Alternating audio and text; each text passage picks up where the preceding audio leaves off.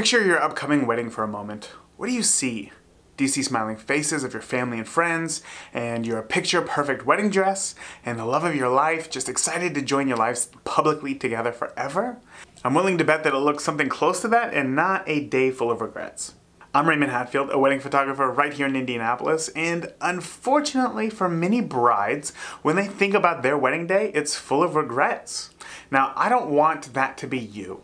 As a wedding photographer here in Indy, I only want the best for your wedding day. And that is because when you are happy, it shines through in all of your wedding photos. So after talking to some of my own past brides and looking over the internet, here are the 5 biggest regrets that brides have from their wedding day. Now, let me clarify real quick that I'm not talking about small regrets, like inviting too many people or drinking too much the week before your wedding. I'm talking about the regrets that will keep you up night after night, years after your wedding, in the hopes that you can avoid the mistakes that these brides did so that you can have the perfect wedding for you too. So regret number 1 is not having a first look. Now, I know what you're thinking. Some brides out there are losing sleep because they didn't see their fiancé an hour earlier. Now, the first look is so much more than just seeing each other before the ceremony. It sets the tone for the rest of the day. In fact, having that time before the ceremony lets you get out those nerves that you would otherwise have to hold in for another hour or more until the ceremony. The first look also allows you and your bridal party to take all of your portraits before the ceremony, which means that you can all enjoy your cocktail hour with your guests who came from near and far to spend these few hours with you. Also, did you know that the tradition of not seeing each other before the ceremony is not about bad luck? It's from the days of arranged marriages to keep the groom from jilting the bride-to-be if she was not up to his standards. Gross. Okay, now regret number 2 is dress regret. Now, one of the biggest decisions that you will be making for your wedding day, aside from who you will be marrying, is what you will be wearing. Now, when asked, one bride said, "I don't like thinking about my wedding day because I hated the dress that I wore. It wasn't my style at all, but I felt so bad that my fiance's parents bought it that I couldn't take it back." Now, it's natural to have some sort of buyer's remorse after every big purchase, but if it doesn't pass in time leading up to your wedding, you might want to see about an exchange policy in the store and get a dress that makes you scream with excitement. Now, regret number 3 is not hiring a day of coordinator. Now, on your wedding day, there's going to be a whole host of things that could go wrong. I've seen caterers not realizing that the venue is out of their delivery area until the day of the wedding, and then they won't deliver their food and serve it, of course. Or a limo breaking down on the way to pick you up and take you and your bridal party to the reception. Now, these are not problems that you want to have to solve during your wedding day. But for some couples, hiring a full-service wedding planner is just financially out of the question. So they think that they have to deal with all that stress.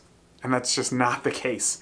A day of coordinator is much more in reach financially, still lets you plan the perfect wedding for you, and will take care of all of those fires on your wedding day. Now, regret number 4 is following the hottest trends. Now, did you know that almost 40% of over 2,000 brides surveyed would do their hair and makeup over again if they could? Now, the main reason being is that they picked the hottest trend at the time of their wedding to follow. Now, following popular trends is not always a bad thing, but the problem is that we don't know if it's a bad idea until years later.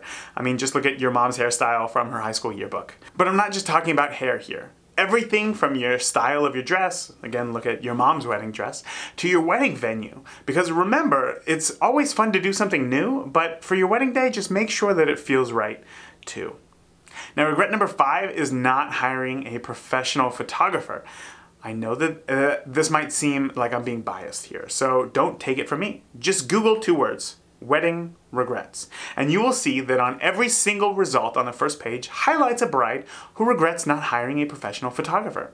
As most couples who have been married for 10 years or so will tell you that they don't remember what their centerpieces look like, they don't remember who sat where, what flavor cake they had, or what their wedding colors were. This very thing you may be stressing over right now, you won't have any recollection of in a few years. You don't remember them because you can't take them with you after your wedding day. Your wedding photos are the only thing that lasts for years and decades after your wedding. Now, you may be considering hiring a friend with a really nice camera to shoot your wedding, like this couple, Tracy and Duran. We are Duran and Tracy Pugh. We've been married for 5 years, and we're here today because our wedding photographer never delivered our wedding pictures. She was a friend that I'd met, and she took really great pictures. I'm not sure what happened with our wedding pictures, but we just don't have what I'm about to start crying. That's okay. Their photographer friend moved to New York, and 5 years later, they're still waiting for their wedding photos. Now, if you keep Googling, you will find brides whose photographers used a buffet as their backdrop for family photos, or go missing for major parts of the day, or whose camera dies halfway through the ceremony. Now, these are all reasons to consider hiring a professional wedding photographer, especially when you hear that 41% of brides say that they would have spent more money on their wedding photographer. Now, as an example, check out this photo that this bride got back of her and her bridesmaids from her coworker who shot their wedding because she had a really nice camera. Is this the kind of photo that you want to hold on to and cherish? Now, I hope that this list helped motivate you to not make the same mistakes that the brides that I interviewed did. Ultimately, it does not matter if you two just get eloped in Yosemite or if you have a $100,000 wedding. What matters is that you two stay true to yourselves and your relationship to plan the perfect wedding for you both. I'm Raymond, a wedding photographer here in Indianapolis, and I want to know what you are most worried about when it comes to your wedding day. Leave it in the comments below. If there's anything that I can do to help, I would love nothing more. That's it for today. I'll talk to you soon.